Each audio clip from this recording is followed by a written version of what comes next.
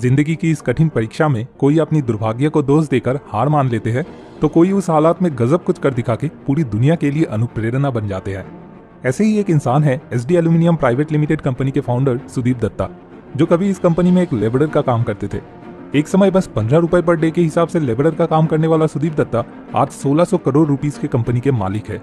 कैसे अपने हार्डवर्क और बर्निंग डिजायर के दम पे उन्होंने इस इम्पॉसिबल को पॉसिबल किया, वही स्टोरी आज मैं आपके साथ शेयर करूंगा। तो चलिए शुरू करते हैं। 1972 में वेस्ट बंगाल के दुर्गापुर नाम के एक छोटे से शहर में सुदीप दत्ता का जन्म हुआ था। उनके पिताजी आर्मी में थे।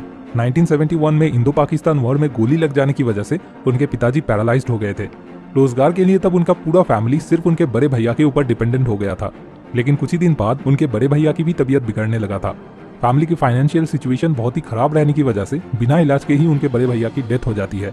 अपने बेटे की चले जाने की गम में उनके पिताजी भी कुछ दिन बाद गुजर जाते हैं, जिस वजह से सिर्फ 17 साल की उम्र में सुदीप जी के ऊपर अपने 4 भाई बहन के साथ साथ अपनी पूरी फैमिली की जिम्मेदारी आ जाती है।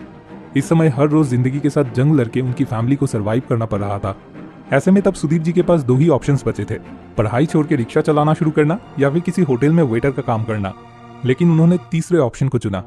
अपने दोस्तों की बात मान के और अमिताभ बच्चन की कहानी से इंस्पायर होकर ड्रीम सिटी मुंबई की टिकट खरीद के वो मुंबई के लिए निकल जाते हैं। वो कहते हैं बचपन से ही बड़ा कुछ कर दिखाने का जज्बा लाइफ में ऐसी सिचुएशन में भी उन्हें तीसरा रास्ता चुनने के लिए मजबूर किया था।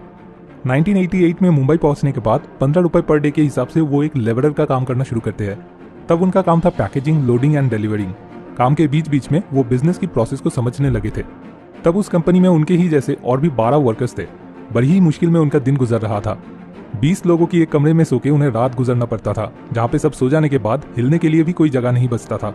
ऐसे 2-3 साल गुजरने के बाद 1991 में उनके फैक्ट्री के मालिक को एक बहुत बड़ा लॉस से गुजरना पड़ा।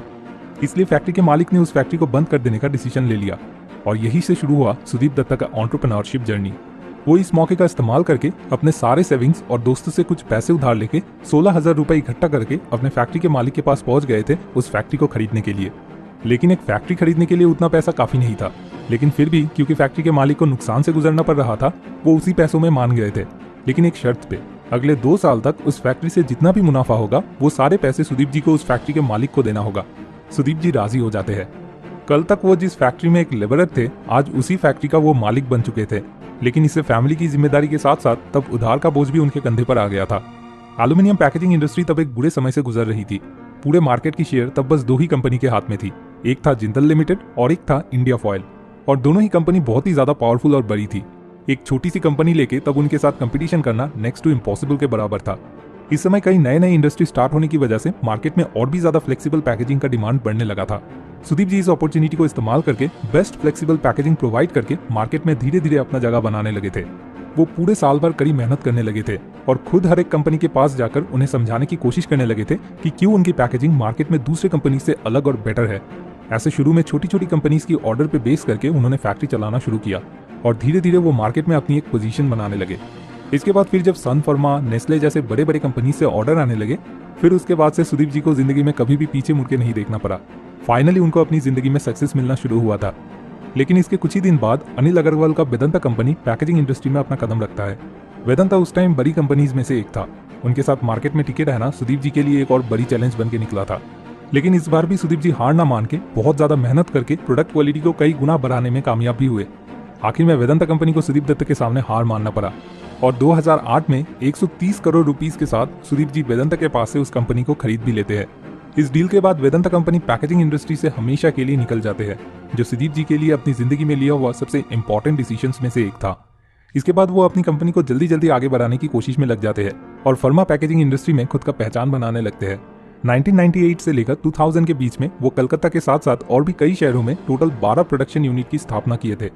आज सुदीप दत्ता की SD aluminium private limited company aluminium packaging industry में इंडिया की नंबर 1 कंपनी बन चुकी है और कुछ ही सालों के अंदर वर्ल्ड के top 2 packaging companies Unilever and PNG के साथ एसडी एल्यूमिनियम का नाम भी एक ही जगह पे आने वाली है। ऐसी ही उम्मीद रखते हैं एसडी एल्यूमिनियम के फाउंडर सुदीप दत्ता। इसके साथ साथ बॉम्बे स्टॉक एक्सचेंज और नेशनल स्टॉक एक्सचेंज में भी एसडी एल्यूमिनियम अपनी जगह बना चुकी है। सुदीप दत्ता की इस एक्स्ट्राऑर्डिनरी थिंकिंग के लिए उन्हें पैकेजिंग इंडस्ट्री की नारायण मूर्ति भी कहा जाता है। अभी उनकी कंपनी एसडी एल्यूमिनियम की मार्केट वैल्यू 1600 करोड़ रुपीस से भी ज्यादा बन चुकी है। इतना कुछ हासिल करने के बाद भी वो आज भी एक बहुत ही हम्बल पर्सन है और इस चीज का सबसे बड़ा प्रूफ यह है कि आज भी उनके फैक्ट्री के वर्कर्स उन्हें दादा कह के बुलाते हैं। उन्होंने गरीब लोगों की सहायता के लिए सुदीप दत्ता फाउंडेशन की भी स्थापना की है।